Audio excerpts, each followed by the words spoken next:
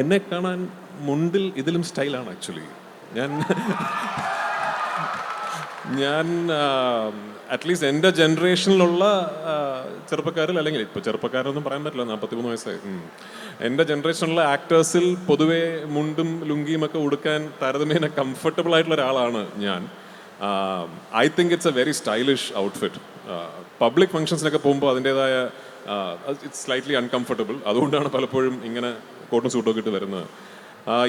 I mean double മോഹനനായി ഇനിയും വരാൻ ഒരു അവസരം ഉണ്ടായാൽ തീർച്ചയായിട്ടും I would love to revisit the character. അങ്ങനെ ഒരു അവസരം ഉണ്ടാകട്ടെ.